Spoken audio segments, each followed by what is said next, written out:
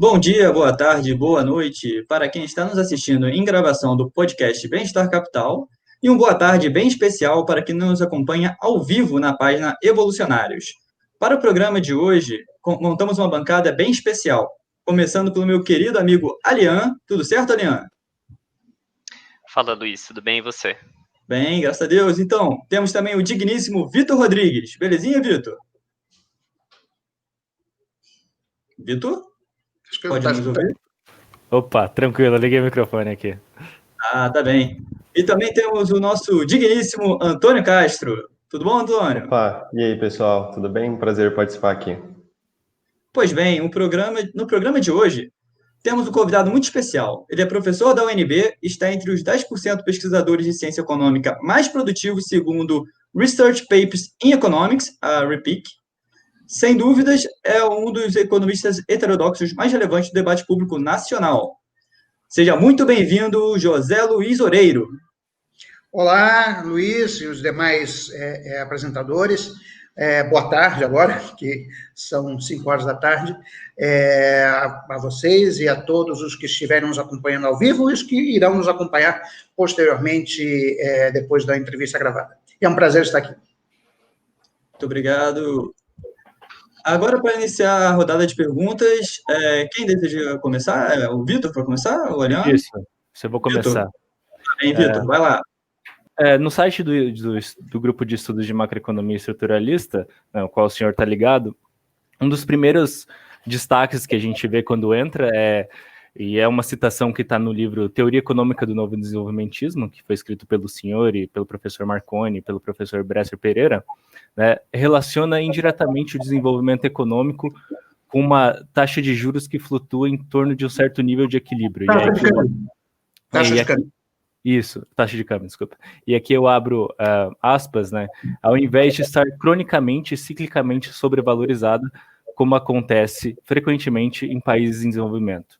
Aí, como o senhor deve saber, essa questão da taxa de câmbio de equilíbrio, ela ficou consideravelmente famosa, né? Essencialmente pela defesa do professor Bresser Pereira da tese, né?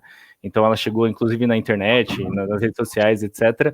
Mas a impressão que fica, ao menos para mim, acredito que os outros entrevistadores também compartilham, é que pouca gente tem um conceito claro na cabeça, né? Então, nesse sentido, mas para benefício do nosso público, eu gostaria que o senhor começasse uma explicação concisa no sentido do que define se a taxa de câmbio está em equilíbrio, está sobrevalorizada ou está subvalorizada no arcabouço da macroeconomia estruturalista.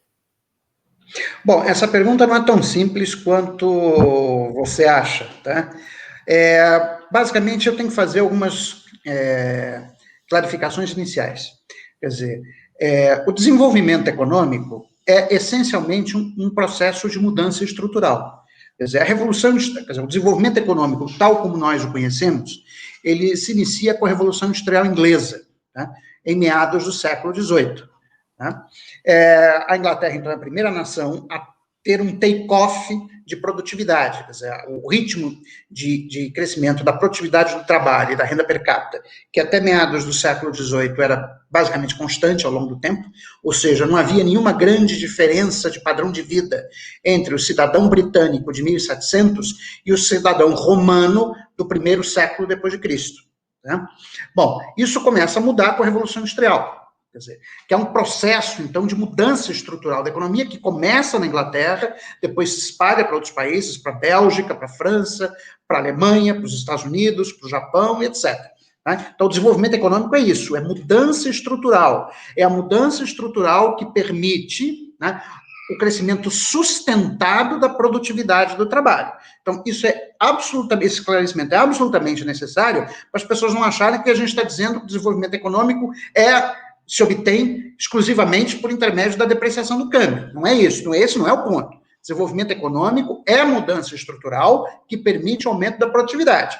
Agora, o que a macroeconomia estruturalista do desenvolvimento coloca é que uma das restrições possíveis ao desenvolvimento econômico é a tendência à sobrevalorização da taxa de câmbio que ocorre em países de renda média, tá? Na verdade, é uma teoria desenvolvida para explicar, né, basicamente a armadilha da renda média. Eu acabei de publicar um artigo no Structural Change and Economic Dynamics, tá, com a minha esposa, a professora Kalinka Martins, e com o Marvel Dávila Fernandes, que é Research Fellow da Universidade de Siena, em que a gente mostra exatamente isso.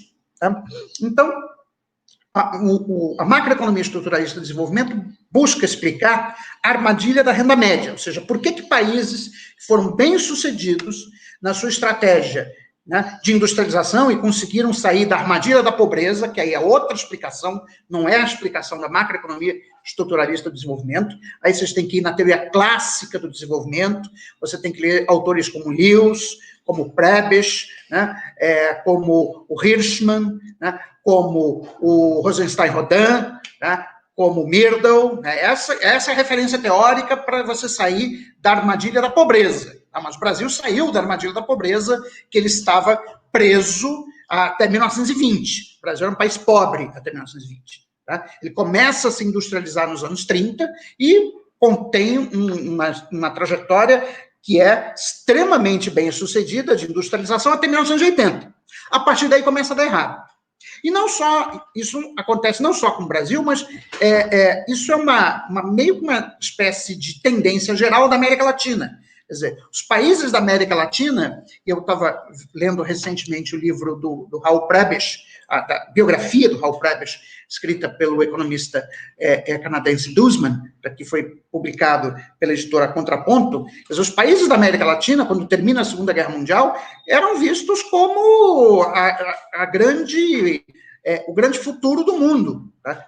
Tanto foi assim que meu pai, que junto com o seu irmão mais velho, migraram de Galícia, na Espanha, para o Rio de Janeiro. Quer dizer, o fato é que os países da América Latina eram vistos como os países do futuro, os países que iam dar certo, os países que iam enriquecer, né? Enquanto que a Europa estava devastada pela guerra, a Ásia era muito mais pobre que a América Latina, né? E os países da América Latina tinham se saído relativamente muito bem nos anos 30 e 40. Bom, mas o fato é que o Brasil foi bem até os anos 80, a Argentina foi um desastre, né, dos anos 50 para frente, né, o México também foi bem, mais ou menos, até os anos 60, depois começou a desandar, né, e o fato é que, nós, olhando a história da América Latina, a gente vê um projeto que foi de desenvolvimento, que inicialmente foi bem sucedido e depois passou a dar errado. Né? Então a questão é, o que deu errado? Quer dizer, essa é a pergunta que a pergunta concreta, tá? Porque a macroeconomia estruturalista do desenvolvimento não usa o método axiomático da teoria neoclássica. A gente não acredita em teorias que são válidas para todos os lugares, em todos os momentos da história. É uma teoria datada historicamente, ok? Sim, é dedutiva, no sentido que você tem algumas hipóteses, mas essas hipóteses são baseadas na experiência real, concreta das economias. Não são abstrações teóricas, como ocorrem com os modelos de equilíbrio geral, principalmente nas suas versões mais modernas, que são o Dynamic Stochastic General Equilibrium Models. Tá? Então, essa é a pergunta que a gente quer responder. Bom, a hipótese da escola novo desenvolvimentista, que tem a macroeconomia estruturalista do desenvolvimento como o seu alicerce teórico, é de que os países da América Latina caíram na armadilha da renda média por conta da sobrevalorização da taxa de câmbio, que advém de duas fontes. Primeira, da abundância de recursos naturais, que causa a doença holandesa, e segundo, da adoção do modelo de crescimento com poupança externa em função de uma adoção acrítica dos preceitos do conceito de Washington. Bom, então essa é a ideia geral. Agora, respondendo a pergunta específica. Existem dois conceitos de câmbio de equilíbrio, não é um só. Okay? Então, o primeiro conceito de câmbio de equilíbrio é o câmbio de equilíbrio industrial. O que é a taxa de câmbio de equilíbrio industrial? É a taxa de câmbio que faz com que as empresas domésticas que operam com a tecnologia no estado da arte mundial sejam competitivas tanto no mercado doméstico como no mercado internacional. Okay? Então, esse é o conceito de taxa de câmbio de equilíbrio industrial. O segundo conceito é o conceito de taxa de câmbio de equilíbrio em conta corrente. taxa de câmbio de equilíbrio em conta corrente é a taxa de câmbio que faz com que o déficit em conta corrente seja igual a zero. Tá? Então, são dois conceitos diferentes. Bom, para países que possuem recursos naturais abundantes, como é o caso do Brasil, tá? Da Argentina, tá? E de outros países da América, a taxa de câmbio de equilíbrio industrial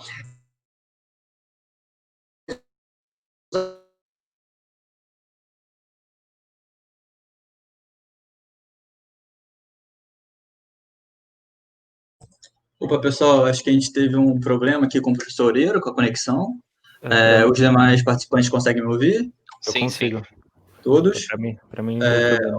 Ok. Bom, o Aliança, se puder entrar em contato com ele via WhatsApp ou a forma que você entrou inicialmente, seria bacana. Ok. Está bom. Tá bem. Onde vocês pararam de me escutar? Quando o senhor estava fazendo a comparação para a taxa de Entre as câmbio... duas taxas, tá, ok. Então, mas vocês ouviram a definição das duas taxas? Isso, sim. Então tá bom. Bom, então vamos lá. Em países em que existem recursos naturais abundantes, a taxa de câmbio de equilíbrio industrial é mais alta, ou seja, mais desvalorizada do que a taxa de câmbio de equilíbrio em conta corrente. Tá? Por uma razão muito simples. Quer dizer, países que têm recursos naturais abundantes são países nos quais, né, o custo marginal de produção dos bens primários é mais baixo do que o custo marginal de produção desses mesmos bens em outros países que não têm recursos naturais abundantes. Como o preço, né, o preço internacional de uma commodity, como petróleo, por exemplo, é determinado pelo custo de produção do produtor menos eficiente, isso significa que nos países com recursos naturais abundantes, a exploração de recursos naturais vai produzir renda ricardiana, né? Que é a diferença entre o preço da mercadoria no mercado internacional e o seu custo marginal de produção. Essa renda ricardiana é que produz a sobrevalorização do câmbio, ou seja, faz com que o câmbio tenda a flutuar, né, na ausência de mobilidade de capitais, aqui é importante, na ausência de mobilidade de capitais, ele tende a flutuar em torno da taxa de câmbio de equilíbrio em conta corrente. Ou seja, o país fica numa situação que, do ponto de vista das contas externas, é confortável, porque ele não tem déficit em conta corrente, é o caso da Arábia Saudita, por exemplo, não tem, ela tem superávit até, mas a taxa de câmbio, ela é muito alta, ou seja, muito sobrevalorizada para permitir o surgimento, se esse país não tinha indústria antes, ou a sobrevivência da atividade manufatureira. Tá? Então, o termo doença holandesa foi cunhado depois foi nos anos 70, em função da experiência da Holanda. A Holanda, como vocês sabem, foi um dos primeiros países a se industrializar. No entanto, nos anos 70, a Holanda ela descobre, junto com a Inglaterra, grandes reservas de petróleo no Mar do Norte. Então, do dia para a noite, a Holanda começou a ser um grande exportador de petróleo, né? E começou, então, a ter grande superávit em conta corrente, e isso produziu uma apreciação da taxa de câmbio. Na época, os holandeses usavam moeda doméstica, ainda que era o florim, né? E isso reduziu drasticamente a competitividade das exportações holandesas. Então, isso criou um problema, quer dizer, houve um problema, mais uma vez, a macroeconomia estruturalista do desenvolvimento não se baseia em axiomas tirados da cabeça dos economistas, tá? Ela se baseia em problemas práticos, em problemas que ocorrem no mundo real, ok? Bom, então, devido a esse problema, quer dizer, se cunhou a expressão doença holandesa, mas que eu prefiro, na verdade, chamar de doença espanhola, porque o primeiro país que teve seu desenvolvimento obstacularizado pela descoberta de recursos naturais abundantes foi a Espanha. Quer dizer, a Espanha, antes da descoberta do Novo Mundo, era um grande produtor de têxteis e estava rivalizando com a Inglaterra, principalmente a região de Castela, né? Quando ocorre a descoberta de ouro e prata no Novo Mundo, basicamente a atividade manufatureira na Espanha se desmantela, né? E aí a Espanha, que poderia ter liderado a Revolução Industrial, acaba ficando para trás no processo de desenvolvimento econômico. Tá? Então, assim, nessa minha primeira resposta, quer dizer, temos que diferenciar os dois conceitos de taxa de câmbio de equilíbrio industrial e taxa de câmbio de equilíbrio corrente, tá? Na ausência de movimento de capitais, né, o que vai acontecer é que a taxa de câmbio vai flutuar em torno do equilíbrio de conta corrente, ok? Portanto, ela vai ser sobrevalorizada com respeito ao nível de equilíbrio industrial, e por isso você vai ter desindustrialização prematura, que vai levar a uma redução do ritmo de crescimento econômico e, portanto, do próprio crescimento da produtividade. Agora, se nós adicionarmos a este quadro a mobilidade de capitais, aí a coisa fica pior, porque aí a taxa de câmbio, ela, por conta da entrada de capitais, ela vai ficar sobrevalorizada, inclusive com respeito ao nível de equilíbrio em conta corrente. Tá? Aí, neste caso, isso é mais grave, porque vai levar de forma recorrente a crises de balanço de pagamentos ou crises cambiais. Perfeito, professor. Muito bom. Alia? Professor, então eu vou prosseguir. Eu acho que ficou muito bom a explanação, porque deu esse panorama geral do que é a teoria macroeconomista, a macroeconomia estruturalista do desenvolvimento, né? Agora eu vou querer fazer uma pergunta um pouco mais específica, que é a seguinte: na sua fala e também na teoria fica muito claro esse enfoque na mudança da estrutura produtiva do país, né? Então, em sentido, em direção a setores mais complexos, de indústria e serviços modernos. Isso aumentaria o aumento de produtividade. Tem um artigo conhecido do Lisboa e Pessoa que fazem algumas críticas ao novo desenvolvimentismo, né? Eles afirmam, por exemplo, que não existem boas evidências microeconômicas de que a indústria possui externalidades positivas que poderiam justificar algum tipo de política setorial, como é o caso da educação, por exemplo. Como que o senhor responderia a essa crítica? Bom, eu responderia dizendo que eles simplesmente estão errados. Quer dizer, a evidência empírica sobre a importância da indústria para o crescimento econômico é avassaladora. Quer dizer, simplesmente o seguinte: não existe país que alcançou o nível de renda alto que não passou por um processo de industrialização. Quer dizer, esse é o primeiro ponto. Não existe isso. Tá? Quer dizer, o que você teve, e aí é importante chamar a atenção, você pega países como Austrália, Canadá, Argentina. Tá? Bom, Austrália, Canadá e Argentina eram países com terra abundante e pouca população. Bom, princípio elementar dos rendimentos marginais decrescentes: se você tem muita terra e pouca população, a produtividade marginal do trabalho vai ser muito alta. Tá? Então, os salários vão ser altos. Que foi o que aconteceu com esses países na transição, né, do século XIX para o século XX. Aliás, a Argentina, antes da Primeira Guerra Mundial, ela era a segunda renda per capita do mundo. Tá? Tinha uma renda per capita maior que a da Alemanha, tá? Que era um país industrial. Mas isso é decorrência dos rendimentos marginais decrescentes. Se você tem terra abundante e fértil, pouca gente, é evidente que o rendimento do trabalho vai ser elevadíssimo. Né? Bom, mas esses países se industrializaram, ou pelo menos passaram para um setor de serviços moderno, tá? Que foi o caso da Austrália. Tá? Quer dizer, lógico que o sistema educacional foi absolutamente importante para isso. E aqui eu quero chamar a atenção de um ponto. Tá? Se constrói uma narrativa falsa no Brasil, dizendo que o desenvolvimentismo é contrário a investimento em capital humano. Absolutamente falso.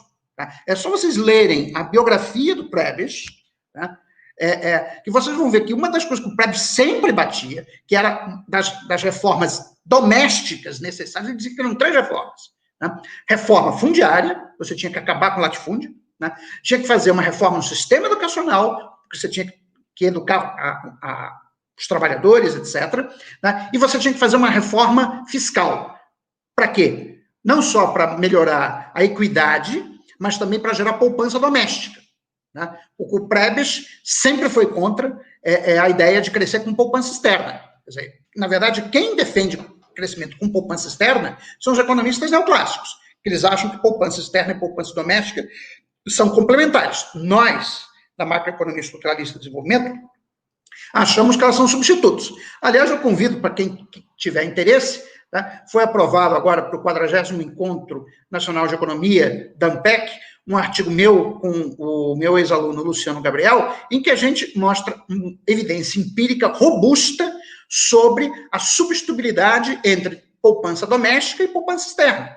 Ou seja, toda vez que o país resolve captar poupança externa, ele aprecia o câmbio, né? Ao apreciar o câmbio, reduz a poupança doméstica, e o que acaba acontecendo é que a poupança total fica inalterada. Tá? Então, assim, a ideia de que a indústria que não existem efeitos, que não existe evidência, isso é bobagem, desculpe, eles estão errados.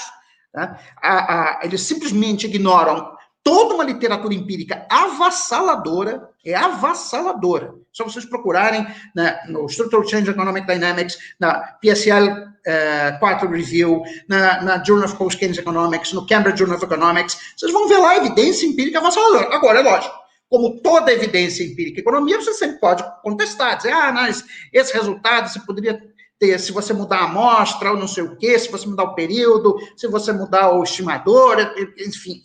É lógico que em ciências sociais não existem verdades absolutas. Tá? Na verdade, na ciência geral não existe. Quer dizer, na ciência, nós não dizemos que algo é verdadeiro. A gente simplesmente pode dizer que uma hipótese não foi rejeitada pelos dados até agora. Tá?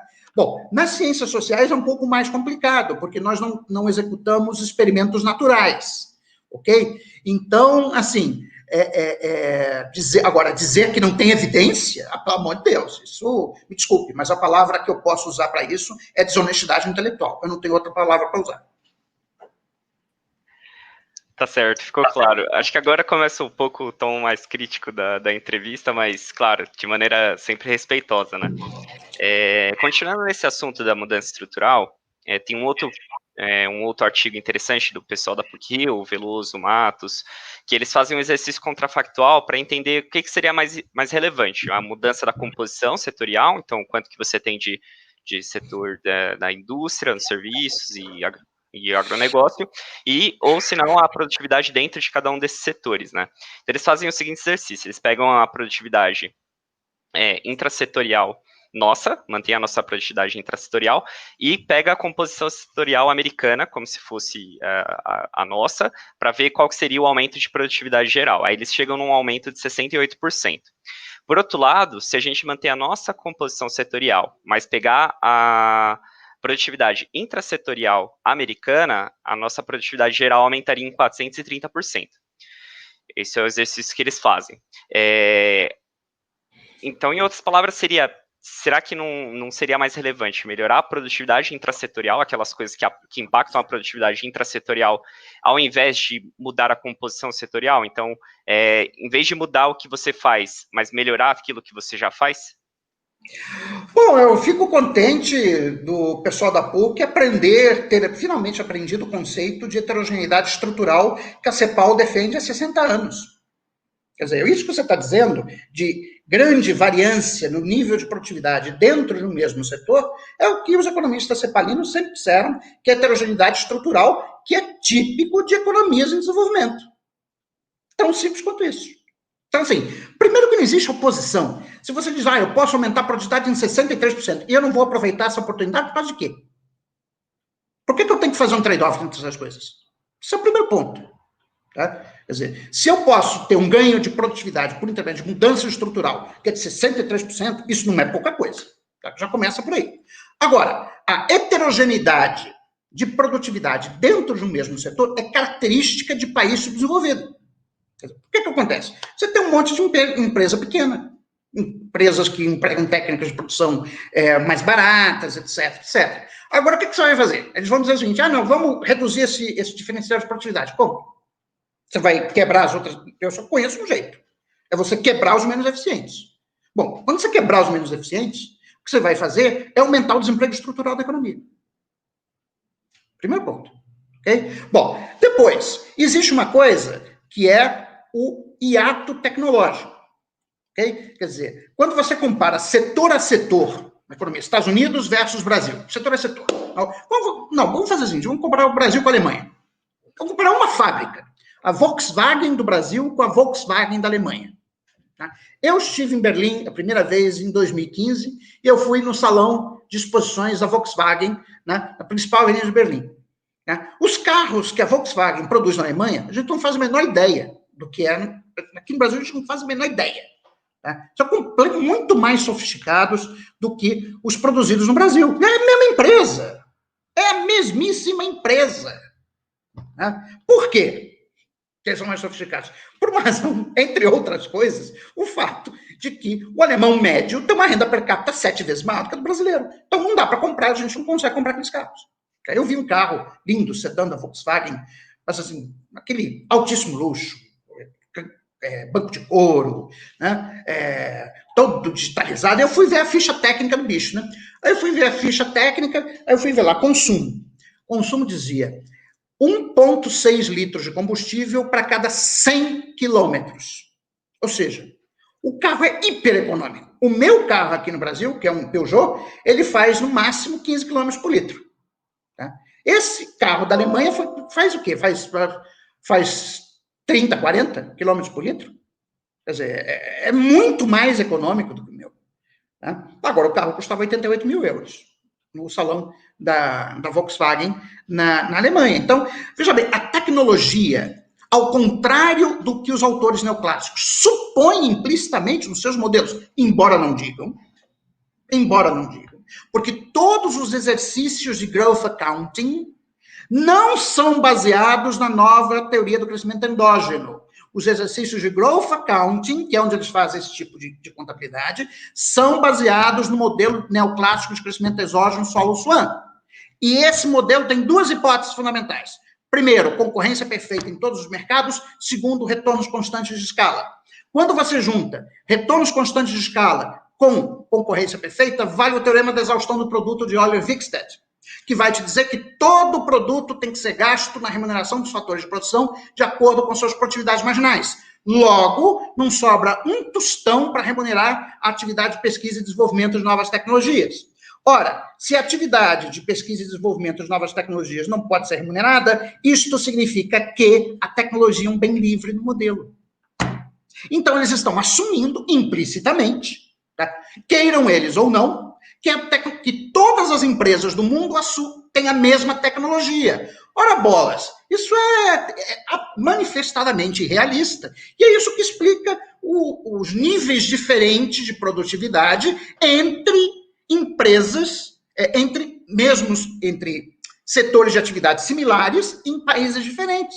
A indústria automobilística alemã é muito mais avançada tecnologicamente do que a indústria automobilística brasileira. Isso é um problema de domínio de tecnologia. Não é um problema de eficiência. Ah, não, porque o empresário brasileiro é preguiçoso. Ah, não, porque ele vai passar o final de semana em Petrópolis. Já vi essas explicações estapafúrdias mais de uma vez. A produtividade da indústria no Brasil é mais baixa porque a tecnologia de produção utilizada no Brasil é inferior. E é inferior porque nós não dominamos essa tecnologia. Né? Essa tecnologia tem patente, ela tem dono, você tem que pagar por ela. Okay? Então, e tem certas tecnologias que, dependendo do tamanho do mercado que é dado pelo nível de renda per capita, não adianta nem você utilizar, porque, enfim, se eu fosse suficientemente rico, né, que não é o meu caso, eu teria importado aquele carro. Eu fiquei apaixonado pelo carro que eu vi lá no salão da Volkswagen. Tá? Mas custa 88 mil euros. Tá? Quer dizer, alguns milionários brasileiros podem comprar. Agora, a Volkswagen vir no Brasil e colocar uma linha de produção para esse carro vai compensar? Duvido. Não tem a menor condição de fazer isso no Brasil. Né? Bom, e muito menos de exportar. Quer dizer, um câmbio no Brasil sempre foi apreciado, como é que você vai produzir um carro desse no Brasil?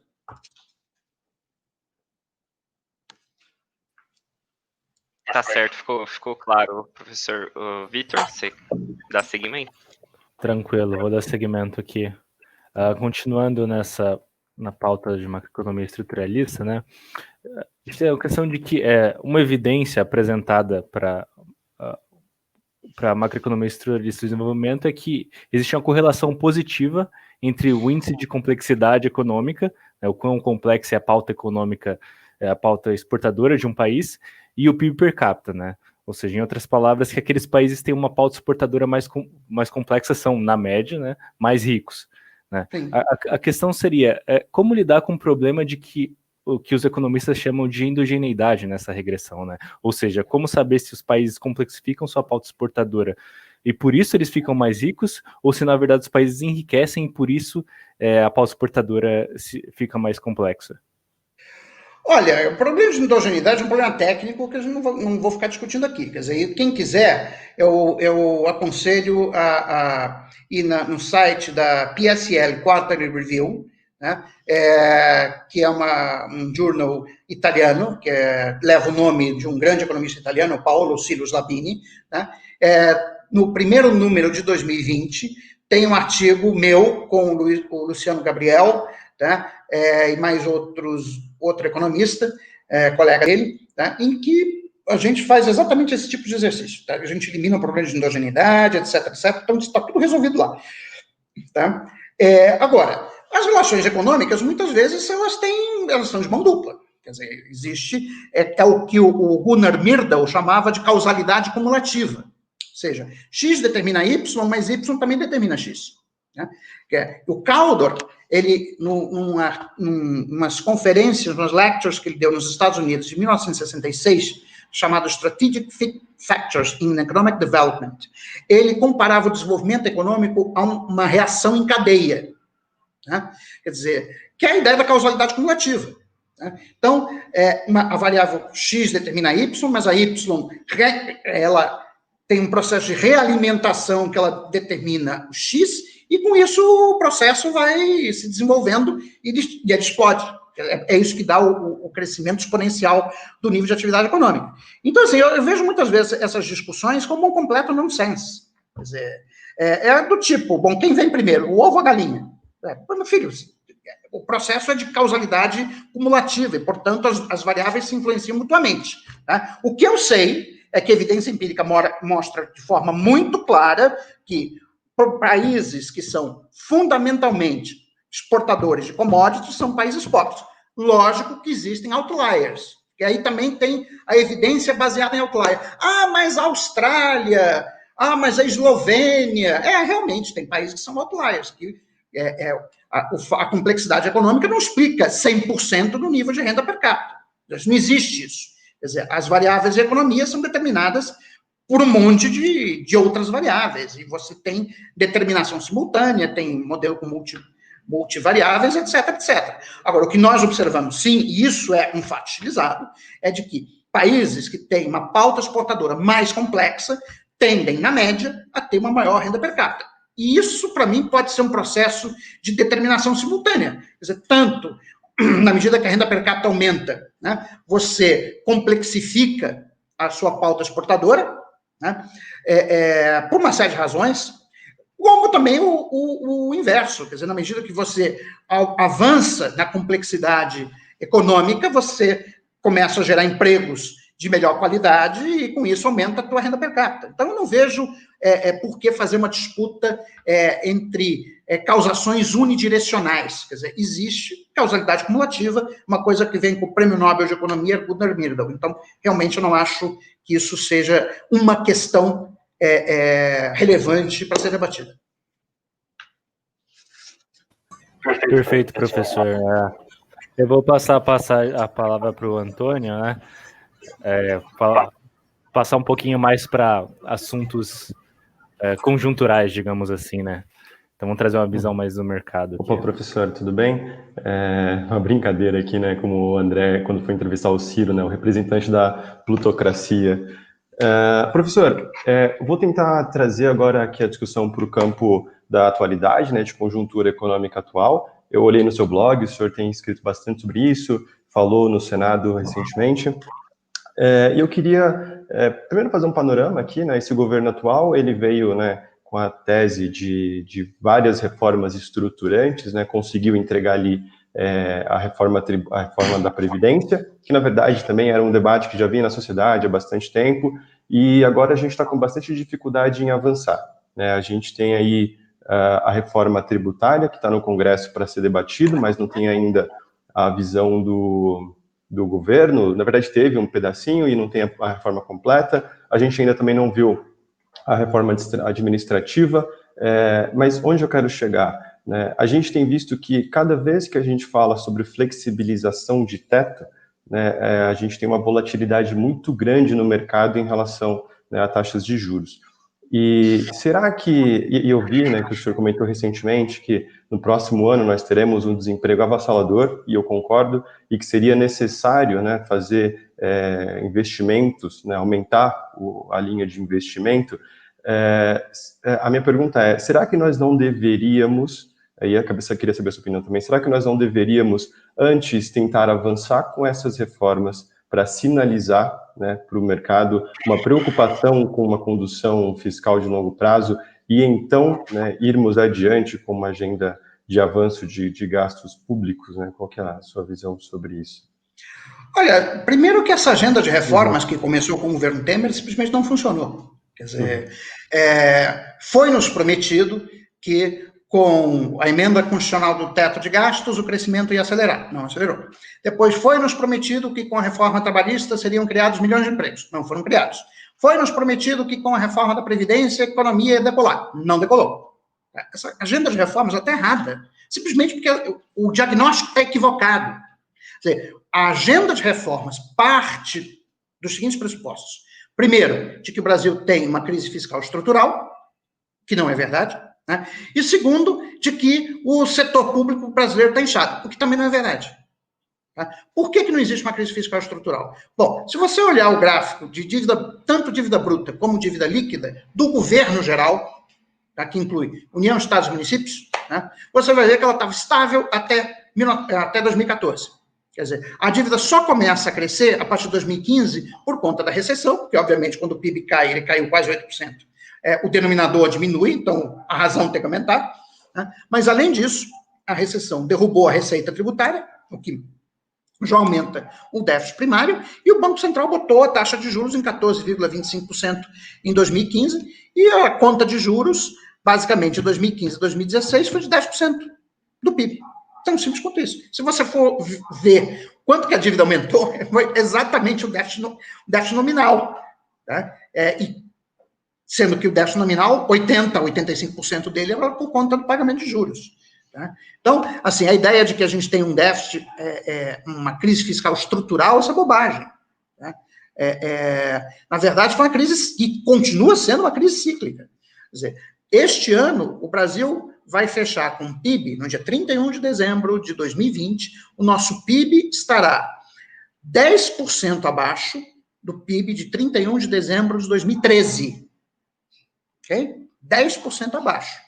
Como o setor público como um todo arrecada, né, entre União, Estados e municípios, 1/3 do PIB, tá? Isso significa que a arrecadação de impostos, como proporção do PIB, estará, grosso modo, estou fazendo aqui uma conta de padeiro, 3,5% abaixo do nível que estaria se a economia estivesse funcionando com o PIB de 2000, do final de 2013. Isso eu não estou considerando, atenção que nesse cálculo aqui, eu estou considerando apenas que a gente tivesse retornado ao nível de 2014. Agora, vamos fazer um outro exercício contrafactual. E se a crise de 2014 não tivesse acontecido? Ou seja, se a gente tivesse continuado na nossa média de crescimento histórico. De 1980 a 2014, a economia brasileira cresceu em média 2,8%. Se a gente pega o PIB de 2013, projeta para frente, com a tendência de longo prazo de 2,8%, o PIB, no final de 2019, seria 20% mais alto do que o que ele, de fato, era em 2019. 20%. Né? Então, aí, bom, se ele fosse 20% mais alto, a arrecadação de impostos, né, contribuições, etc., ela seria de 1/3 disso aí, ela seria 6% do PIB. Mais alta. Tão simples quanto isso. Então, o nosso problema não tem nada de estrutural, nosso problema é conjuntural. É uma crise fiscal conjuntural. Né? O problema é que a mídia fica, e o pessoal do mercado financeiro fica toda hora bombardeando, não, porque tem o Estado está inchado, porque tem excesso de gasto, porque tem uma crise estrutural. Não tem. É cíclico. Quer dizer, com esse nível de atividade que nós temos, o Brasil está hoje em depressão. Tá? Nós tivemos duas crises, quase uma seguida da outra, 2014 e 2016, não recuperamos o que caiu em 2014 e 2016, entramos em outra. Assim, sendo muito otimista, a economia brasileira vai cair 6% esse ano. Né? Bom, 6% com 5% que a gente ainda estava devendo da crise anterior são 11%. 11% de queda de PIB. Então, isso é depressão. Quer dizer, e quando tem esse nível de ociosidade dos fatores de produção, você tem que gerar demanda. E essa demanda não vai vir do setor privado. Não adianta ficar invocando teoria dos anos da década de 20 do século passado, que é isso que esse pessoal está fazendo, né, usando teoria pré-keynesiana, né, para tentar argumentar que a gente tem que avançar pela agenda de reformas. Essa agenda não vai nos trazer recuperação econômica. O que vai nos trazer recuperação econômica é aumento de demanda. Neste momento, tem que vir do setor público, porque ela não vai vir do setor privado e não vai vir do setor externo, porque o mundo inteiro está em recessão. Quer dizer, em 2003, a gente conseguiu se recuperar da recessão de 2002 por conta da demanda externa. Foram as exportações que nos puxaram. Mas agora isso não está disponível. Embora o câmbio esteja mais razoável, fato que o mundo inteiro está em recessão. Então, não vai ser demanda externa. Né? Então, assim, não tem outro jeito. Você vai ter que ter uma... Assim, eu não gosto desse termo flexibilizado do teto de gasto, porque eu acho que o teto de gasto está errado. É uma regra ruim, regra fiscal ruim. Né? O ideal, né, que é o que é feito, por exemplo, na Alemanha, a Alemanha tem uma regra fiscal que é uma regra fiscal de déficit estrutural. Quer dizer, a Alemanha está na sua... Não é exatamente da Constituição, mas ela tem uma regra fiscal que diz o seguinte: o déficit fiscal estrutural do governo alemão pode ser, no máximo, 0,35% do PIB. O que é o déficit fiscal estrutural? É o déficit que a economia teria, que o governo teria, caso a economia estivesse operando com pleno emprego da força de trabalho. Isso é uma regra fiscal que faz muito mais sentido. Por quê? Porque quando a economia entra em recessão, o déficit aumenta. É óbvio que vai aumentar, porque vai cair a arrecadação. E você vai ter que fazer medidas, né, algumas de aumento de investimento para recuperar a economia. Né? Mas isso é cíclico, não é estrutural. Entendeu? Então, o que você tem que ter é uma regra desse tipo. E a metodologia de cálculo de déficit estrutural a gente tem. A Instituição Fiscal Independente calcula, o Banco Central calcula, o IPEA calcula. As metodologias são diferentes, mas você pode tomar uma média deles e colocar como regra fiscal. Lógico que alguma regra fiscal tem que ter. Né? Ainda mais com esse governo. Eu não quero dar cheque em branco para o Bolsonaro sair gastando. Né? Mas agora, tem uma regra de gasto. O Brasil é o único país no mundo que colocou na Constituição teto de gasto. É o único. Não existe outro país que adotou essa regra. Por que nós somos os diferentes? Essa é a pergunta. Por que tem que estar na Constituição? A França tem teto de gasto? Tem, um plano plurianual. Mas é um plano que vai para vários anos, não está na Constituição, é o legislativo que decide, né, a partir das propostas do executivo, né, e pode ser revisto se acontecer alguma coisa que não estava inicialmente antecipada. Enfim, eu acho que... Agora, o mercado financeiro fica nervosinho? Bom, o mercado financeiro nos Estados Unidos está nervosinho com o Biden. Estava lendo hoje no Valor Econômico. Eles já estão dizendo, não, mas vai ser ruim para o mercado de ações se o Biden ganhar. Sabe por que vai ser ruim? Porque se o Biden ganhar, a primeira coisa que ele vai fazer é botar um New Deal verde para os Estados Unidos. Aí as empresas de petróleo vão perder dinheiro. Aí cai as ações dela na Bolsa de Valores. Ele vai regular mais o sistema financeiro, vai cair o valor das ações dos bancos. As escolhas políticas da sociedade. Né? Aí o mercado financeiro fica nervosinho. And so what? Por que a decisão de política econômica tem que ser influenciada pelo humor do mercado financeiro? Isso aí, simplesmente, o humor é passageiro, enfim. É que nem TPM. Desculpe, mas... isso realmente não faz sentido pautar política econômica pelo humorzinho do mercado financeiro. Hoje a bolsa caiu. Hoje a bolsa subiu. Hoje o dólar subiu. And so what? Enfim, o tempo muda o tempo todo. Desculpe o trocadilho, mas as condições meteorológicas mudam constantemente. E daí? Você vai deixar de fazer alguma coisa por causa de mudança da instabilidade das condições meteorológicas? Isso realmente não faz sentido. Certo. Só para complementar, professor, e aí o senhor também pode, né, explicar melhor assim como que funciona para a gente, existiria alguma dificuldade de financiamento do setor público, né, com essa expansão de gastos que poderia acontecer para fazer esse efeito contracíclico? A gente viu o Tesouro tendo dificuldade, né, encurtando a dívida, não sei se por escolha ou por falta de demanda, né, em títulos de mais longo prazo. E a gente viu também o Banco Central vinculando um pouquinho, né, dessa questão da política monetária à condução fiscal mais, digamos assim, prudente. Como que o senhor vê isso? O Banco Central está indo errado? Existe um problema de financiamento? Qual que é a sua opinião sobre isso? Olha, veja bem, a questão de financiamento, né, a gente tem que separar entre dívida denominada na própria moeda do país e dívida denominada em moeda de outro país. Né? Nos anos 80, o Brasil teve uma crise da dívida externa, no sentido que parou o financiamento externo. Né? Aquilo sim é um problema, porque para você fazer frente aos serviços da dívida externa, tá, você tem que fazer uma transferência real de recursos. Ou seja, o que é transferência real? Você tem que exportar mais do que você importa. Não existe outro jeito de você conseguir dólares. Tá? Ou então vender ativos. Tá? Mas existe o problema da transferência real de recursos. Você tem que transferir bens para o exterior. Tá? No caso da dívida interna, isso não existe se a economia estiver operando abaixo do pleno emprego. Não existe. A ideia de que existe um problema de financiamento, não existe problema de financiamento. Tá? No sentido de que eu não tenho que obrigar as pessoas a deixar de consumir para financiar o governo. Tá? É isso, por exemplo, o que o Keynes trata num livro dele de 1940, How to Pay for the War. Quer dizer, o problema de financiamento da guerra pelo Reino Unido era um problema de transferência real de recursos. Ou seja, você tinha que transferir recursos do consumo civil para a produção de armas. Então, a questão era como é que você ia fazer isso? Você podia fazer isso via inflação, você deixava, né, a demanda, a economia superaquecida, os preços subiriam, consequentemente o salário real cairia, reduziria o consumo, e com isso você libera recursos produtivos para a indústria bélica. Você poderia fazer isso por racionamento, que foi o que a Alemanha fez, né? Ou seja, você disse o seguinte, olha, não importa qual é a renda que você tenha, né? Você só pode comprar X quilos de arroz, não sei quantos quilos de carne, não sei quanto de leite, dá por mês e ponto. Tá? Isso é o racionamento. A terceira, que foi a solução que o Keynes propôs, era pagamentos deferidos.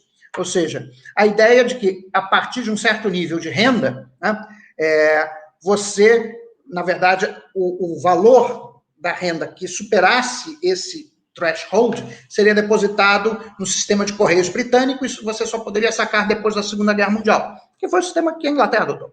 Né? Bom, então ali você tinha um problema de financiamento mesmo, do financiamento no sentido real da palavra, que é transferência real de recursos. Bom, no caso brasileiro nós não temos isso. A dívida é denominada em reais. Né?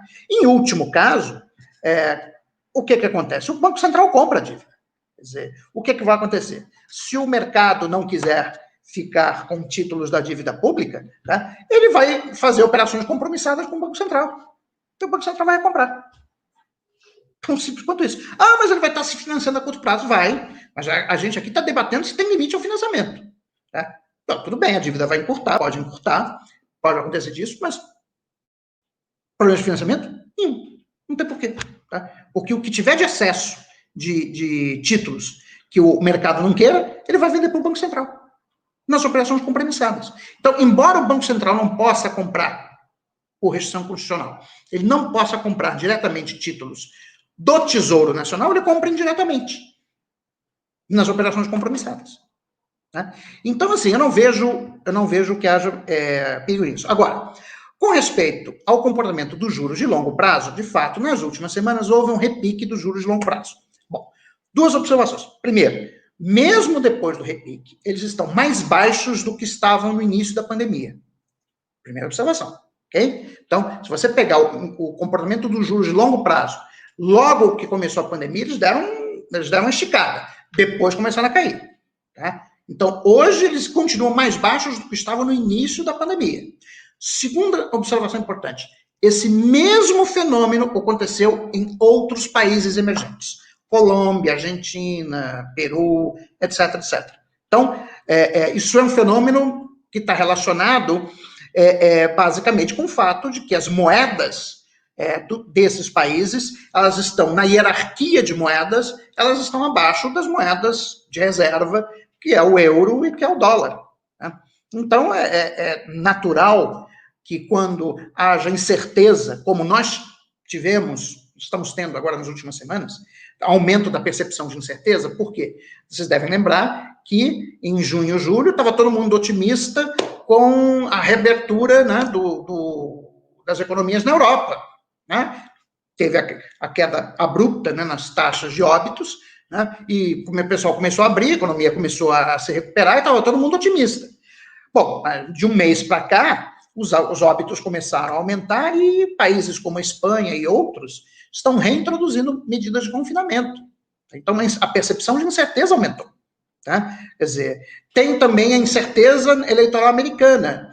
Não tanto pela vitória do Biden, que eu acho que nessa altura do campeonato já é quase, vou dizer que é 80%, 90% de chance de ele ganhar, mas o que o Trump pode fazer? Quer dizer, o Trump já sinalizou que vai judicializar a coisa. Né? Então, você vai ter aí uma turbulência nos Estados Unidos no final do ano. Então, tudo isso é precificado. Tá? Ou seja, aumenta o prêmio de risco das moedas que estão em hierarquia, na hierarquia de moedas, estão no nível inferior, entre as quais está o real. Tá? Como os mercados de capitais brasileiros são muito líquidos, quando acontece esse aumento de preferência de liquidez, o pessoal tira logo o dinheiro, mas é do Brasil. Então, o movimento ele é mais amplificado no caso brasileiro. Tá? Agora, o Banco Central tem instrumentos para lidar com esse problema. Tá? Ele pode fazer duas coisas. Primeiro, a forward guidance, né? Quer dizer o seguinte, olha, como fez o Banco Central dos Estados Unidos recentemente. Né? O que é que o Jeremy Powell fez? Ele mudou o sistema de metas de inflação americano. Ele disse assim, não, agora a gente vai perseguir não uma inflação de 2%, mas uma inflação que, na média, seja 2%. Ou seja, ele sinalizou com isso que o Banco Central pode tolerar alguns anos com inflação acima de 2%. Basta que, na média de períodos, ela seja 2%. Tá? Então, os 2% de inflação não é mais teto, mas é média. Tá? Bom, para que ele fez isso? Para sinalizar para os mercados que o Banco Central dos Estados Unidos vai manter a taxa de juros baixa por um período longo de tempo. Taxa de juros de curto prazo. A taxa de juros de longo prazo nada mais é do que a média entre a taxa de juros de curto prazo hoje e a expectativa que o mercado formula hoje sobre os valores da taxa de juros de curto prazo ao longo de todo o período de maturidade de um determinado título. Então, um título com vencimento em 2030, a taxa de juros na maturidade do título de 2030 é a taxa Selic hoje, a expectativa hoje da taxa Selic em 2021, a expectativa hoje da taxa Selic em 2022 até 2030. Tá? Bom, se o Banco Central faz então, sendo assim, se a taxa de juros de longo prazo é isso, no fundo, a taxa de juros de longo prazo depende da expectativa que o mercado formula a respeito do comportamento do Banco Central. Então, se o Banco Central está dizendo que ele, Banco Central, se sente desconfortável com a situação fiscal, qual é a sinalização que o Banco Central está dando? Ele está dizendo o seguinte, eu vou aumentar os juros. É isso que ele está sinalizando. Aí o mercado, ele vai aumentar os juros, então o juros de longo prazo sobe. Claro. Mas a forward guidance é que foi errada. Ele atrelou a política monetária futura à situação fiscal, que não tem rigorosamente nada a ver. Né? A inflação depende, se o mandato do Banco Central é um mandato para a inflação, ele tem que olhar para o hiato do produto. Né? Bom, e aí, mas se a forward guidance dele é de que, a depender da situação fiscal, ele vai aumentar os juros, o mercado lê, então beleza, então ele vai aumentar os juros, porque o pessoal vai tirar o teto, então os juros de longo prazo sobe. É uma profecia autorrealizável. Segundo ponto, o Banco Central pode interferir na ponta longa dos juros por intermédio de operação twist. O que é operação twist? É você vende títulos de curto prazo para comprar títulos de longo prazo. Ou seja, o objetivo é mudar a oferta relativa de títulos no mercado sem alterar a base monetária, você não altera a base monetária, mas você aumenta a demanda por títulos públicos, por títulos longos. Na medida que você aumenta a demanda por títulos longos, o que você faz é aumentar o preço dos títulos longos, portanto, você reduz o juro na maturidade, que é a chamada operação twist. né? Bom, o Banco Central, além de estar fazendo uma forward guidance errada, não está utilizando esse instrumento, Operação Twist, que foi dado a ele pela emenda constitucional do orçamento de guerra.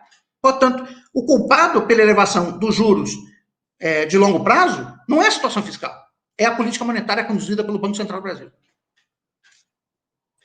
Ok, muito obrigado, professor, foi uma explicação muito boa. Obrigado. Professor, eu vou fazer um gancho aqui nessa questão do Forward Guidance, né, que o senhor citou, inclusive foi uma coisa que o senhor citou num artigo para o seu blog agora no dia 19, né? E a minha pergunta é, o senhor disse que se o Banco Central fizer um guidance, digamos, abre aspas, menos conservador, sinaliza que se importa um pouco menos com a inflação, talvez isso reduza a expectativa o juro futuro na ponta longa, né? O problema é que, na minha visão, isso não supõe que a única coisa que o mercado está olhando é o guidance do Banco Central. O que acontece, por exemplo, se o mercado não comprar a ideia, né? Então, vamos supor que eu tenha 10 anos e eu esteja trabalhando com expectativa para um juros de 10 anos. Se o mercado acha que, no meio do caminho, digamos, daqui a 4 anos, o Banco Central vai desistir da sua política e voltar ao conservadorismo anterior, isso não tornaria não tornaria o movimento incerto? Sim, isso sem dúvida nenhuma. Quer dizer, bom, isso está no capítulo 15 da teoria geral. O Keynes aborda exatamente isso. Quer dizer, quando ele fala sobre porque poucas pessoas têm essa nuance, tá? Mas, embora a discussão na teoria geral esteja um pouco confusa, nos capítulos 13 e 15, onde ele apresenta a determinação da taxa de juros, as pessoas não percebem que o Keynes está falando de duas taxas. Está falando da taxa de juros de curto prazo, que o Banco Central põe onde ele quiser, e tem a taxa de juros de longo prazo, né, que o Keynes dizia que é determinado pelas convenções prevalecentes no mercado financeiro. Tá? Não é por taxa natural, por produtividade, coisa nenhuma, são convenções. E o Banco Central, se ele quer reduzir a taxa longa, no fundo ele tem que convencer a opinião pública, né, de que a taxa de juros pode cair de forma consistente. Tá? Então, o forward guidance é absolutamente fundamental. Tá? Agora, de fato, se o mercado não comprar a ideia, se eles acharem que daqui a um pouco vai mudar a política, realmente. Assim, eu acho que a gente teria que fazer uma reforma no regime de metas de inflação brasileiro. Tá? Eu acho que isso que o Jeremy Powell fez, tá, de perseguir uma inflação que, na média, seja 2%, a gente poderia, por exemplo, perseguir aqui uma inflação que fosse, na média, 3,5%. Né?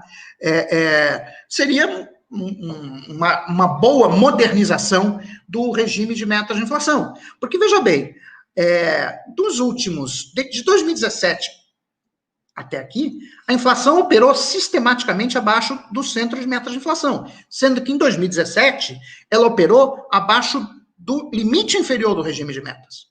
Então, a rigor, você não está cumprindo o regime de metas de inflação. Está tendo uma inflação menor do que é necessária para cumprir o regime de metas. Então, se você fosse adotar o sistema americano de Jeremy Powell, então você teria que dizer o seguinte, não, olha, como a inflação ficou 4 anos abaixo do centro da meta, então, pelos próximos 4 anos, a partir de 2021, eu vou tolerar que ela fique tantos por cento acima do centro da meta. Pronto, você resolveu. É só você fazer essa mudança. Você faz uma mudança institucional, nas regras do regime de metas de inflação no Brasil. Eu não vejo problema nenhum com isso. Entendeu? E com isso você sinalizaria lá na ponta a taxa de juros mais baixa. Agora, muitas vezes a taxa de juros longa começa a subir. Se você pegar, por exemplo, a taxa de juros para vencimento em 2021, em 2022, ela está bem pertinho da Selic. Né? O problema é 2023, 2024, 2025. Tá? É por problema fiscal? Não, não é por problema fiscal. É que o mercado, ele supõe, tá, que a economia terá voltado a uma certa normalidade em 2023, 2024, e com isso, dado que o centro da meta de inflação lá para frente, agora não lembro exatamente o número, mas está em 3,5%, tá? Então o Banco Central vai ter que normalizar os juros. É basicamente isso. Eles estão esperando a normalização dos juros. De fato, a política monetária está hoje em campo estimulativo, talvez pudesse ser um pouquinho mais, tá? Mas em algum momento vai voltar ao normal. Quer dizer, então, óbvio que o juro longo também reflete isso. Quer dizer, seria estranho que não refletisse. Né? Quer dizer, talvez o que você tem aí é um certo exagero. Quer dizer, se a gente supor, né? Eu estava, inclusive, na quinta-feira passada, o grupo de pesquisa, que eu sou o líder, fez um debate com o Fernando Holanda Barbosa, da EPGE, FGV Rio de Janeiro. Né? E ele estima que a taxa de juros natural no Brasil seja 3% real. Né? 3% real, com uma inflação de 3,5%, dá 6,5% de taxa de juros de equilíbrio de longo prazo. Né? Bom, como o juro nominal tem 8%, o longo, talvez você tenha aí 1,5% que seja excessivo e que o Banco Central poderia atuar na ponta reduzindo esse juro e também com forward guidance. Tá? Mas veja bem, o juro longo ser mais alto que o juro curto, primeiro que isso é normal. Tá? Não tem nada. O anormal é o contrário. Tá? Quando o juro longo é mais baixo que o juro curto, para ter certeza que tem recessão pela frente. Tá? Agora, por que o juro longo tem que ser mais alto? Por duas razões. Primeiro, que os papéis longos são mais arriscados que os papéis curtos. Né? Então, isso já te dá um prêmio de liquidez, portanto, o juro longo tem que ser mais alto. Bom, em segundo lugar, quando você está num período de recessão, você está com a taxa de juros muito baixa. Bom, a partir do momento que o mercado, quer dizer, recessão não dura para sempre. Em algum momento a recessão acaba, as coisas voltam ao normal, a inflação começa a subir, né? E aí o Banco Central vai normalizar a política monetária. Então o juro de curto prazo vai subir. Como o mercado espera que o juro de curto prazo suba no futuro, então é óbvio que o juro longo tem que acompanhar. Então, assim, também não tem nada de muito extraordinário no fato do juro longo estar mais alto que o juro curto. Eu acho, sim, há um excesso, talvez esteja em 150 base points, né? Mas o fato do juro longo ser mais alto que o juro curto é o normal. O anormal é o contrário. Perfeito, professor, ficou claro. Quem acho que vai entrar agora, Luiz ou Alia? Professor, eu quero voltar no tema da PEC do teto, que ela tem sido discutida bastante, se abandona ela de vez ou não. Eu lembro que na época da discussão que ela estava sendo feita, bastante gente disse que a PEC tinha um papel tanto quanto didático, que seria de evidenciar o problema do orçamento público no Brasil.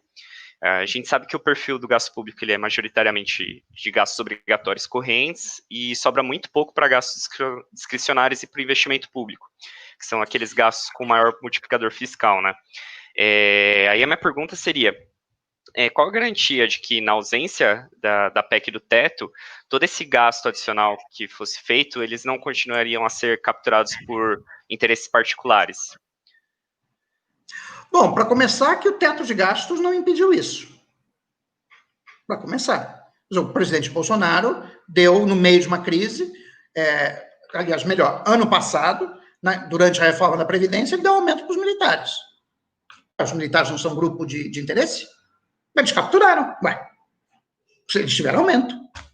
Na verdade, se os militares continuam pagando, eles são servidores públicos, para começar, tá? São servidores públicos, da União.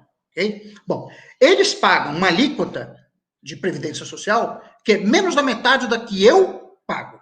Eu pago 16%. Eles pagam 7,5%.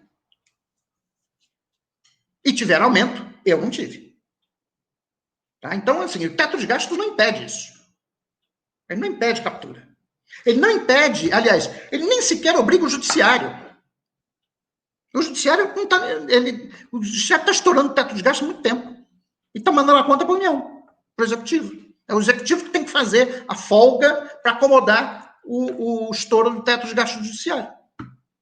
Então, essa ideia de que os grupos de interesse, isso é balela. Isso é balela. Simplesmente o teto de gastos não funciona. Nem para isso ele funciona. Tá? Então, e por outro lado, a ideia de que, mas sobra muito pouco espaço no orçamento para o investimento. Bom, a gente sempre teve pouco espaço para investimento, mesmo antes do teto de gastos.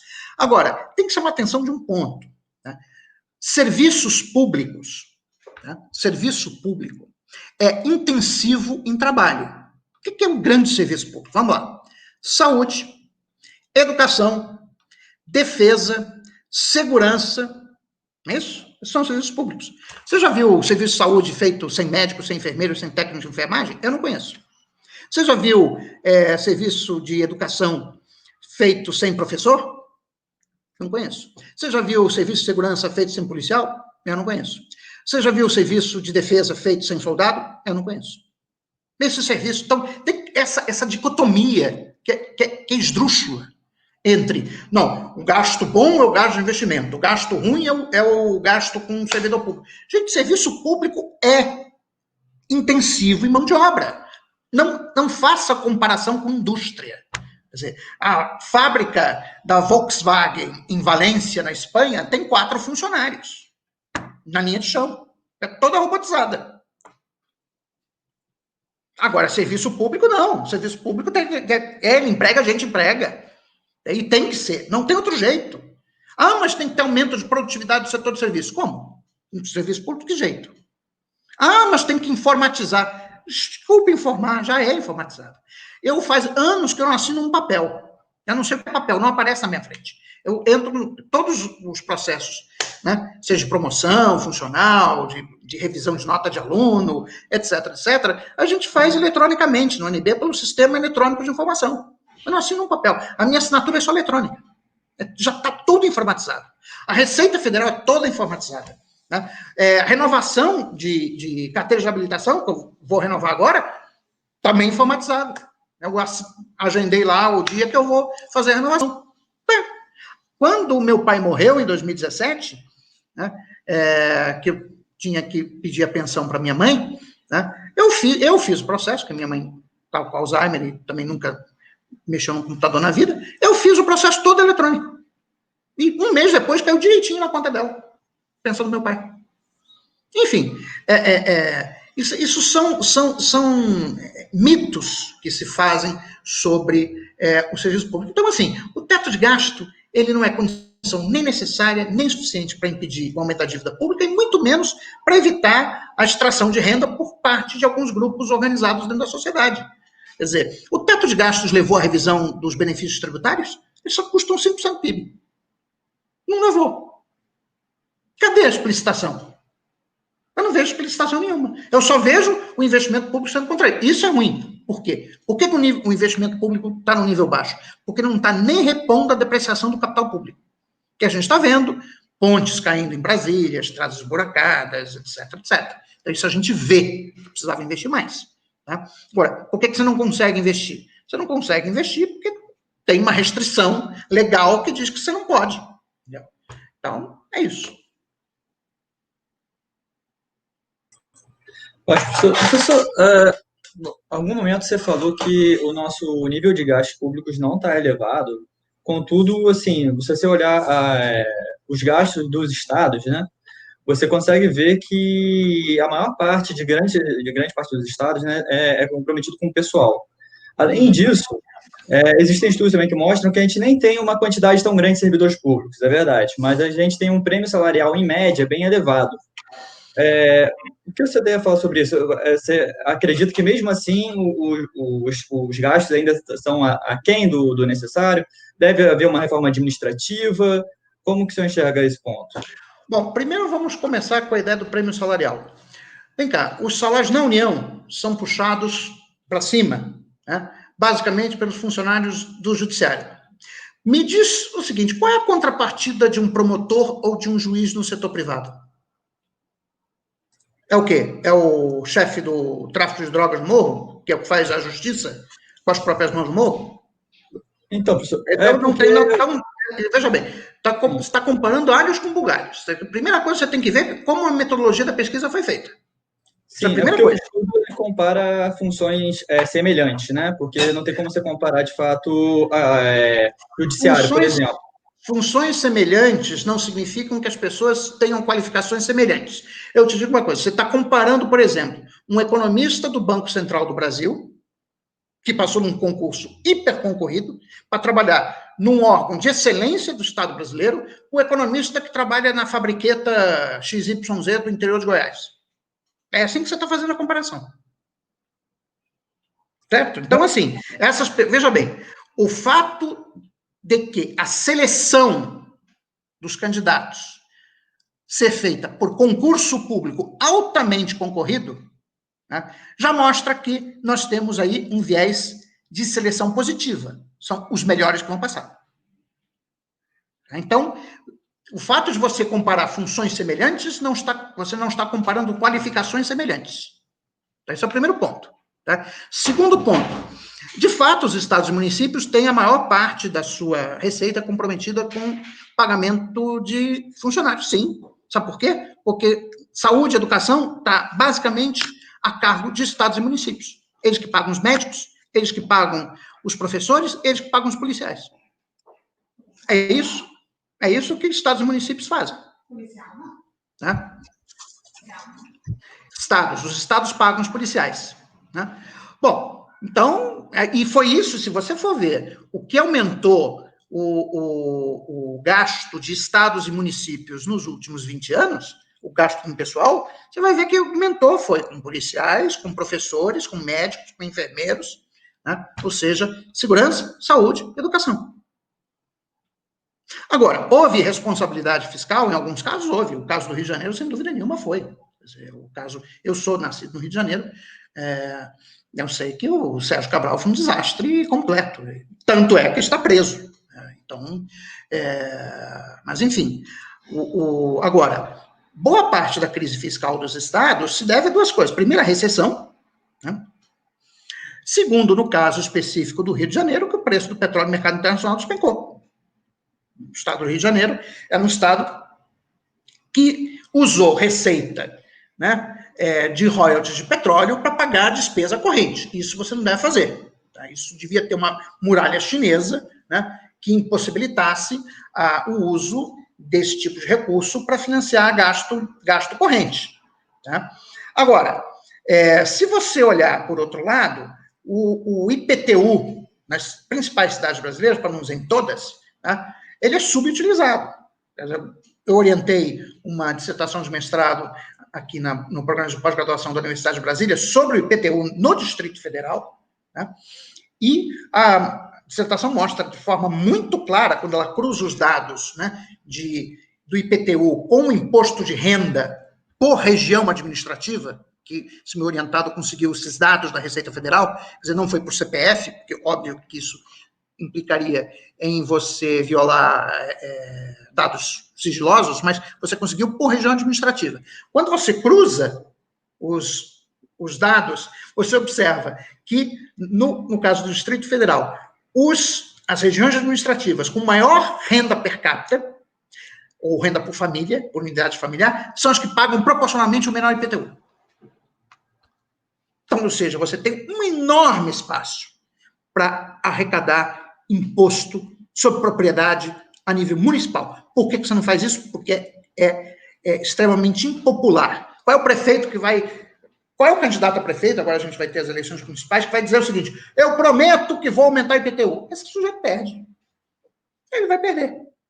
A única maneira de romper esse impasse é você criar uma alíquota federal para o IPTU. Ou seja, você tem o IPTU lá, tem a alíquota municipal, o prefeito faz o que ele quiser com ela, né, e põe a alíquota federal. Aí toda vez que o prefeito reduzir a municipal, a União aumenta a fração dela. Né? E depois pode dar o dinheiro para os municípios, não tem problema. Você faz a repartição via fundo de participação dos municípios, a União arrecada, né, e depois distribui. Né? Mas se deixar com os municípios, eles não vão arrecadar nunca. Né? Então tem espaço para você fazer o saneamento das finanças municipais e também dos estaduais, né, por intermédio de aumento de impostos sobre propriedade, tá? E imposto sobre heranças também. Tá? Agora, você ir para a ideia do desmonte do serviço público, que é o que está implícito na reforma administrativa, inclusive com fim de estabilidade. As pessoas acham, não, é porque o servidor público, ele, com estabilidade, ele é pouco produtivo. Bom, é o seguinte, eu não conheço, tá? Primeiro que, uma observação importante, a estabilidade não é absoluta. Os servidores públicos podem ser demitidos, e alguns são, tá, a bem do serviço público. Então, se cometeu corrupção, ou assédio sexual, essas coisas, rua. Tá?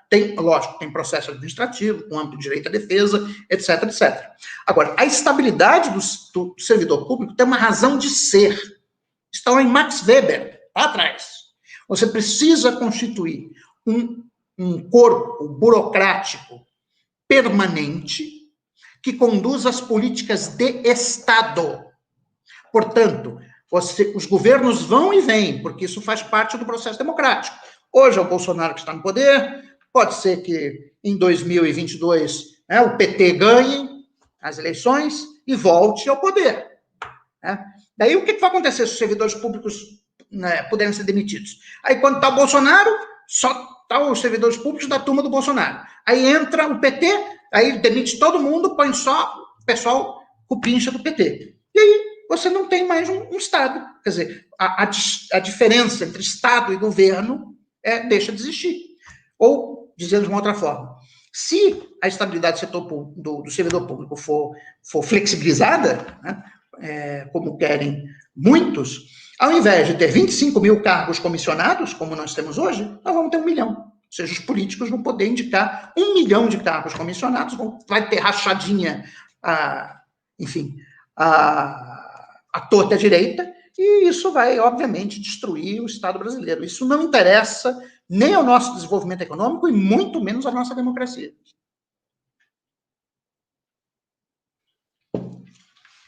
Tá bom, professor. Obrigado pela resposta. Acredito que agora o Alian vai introduzir uma nova pergunta. Professor, a gente já extrapolou um pouco o tempo. Eu vou fazer a minha última questão aqui. A gente seleciona umas do público e a gente já fecha para não abusar muito da sua boa vontade.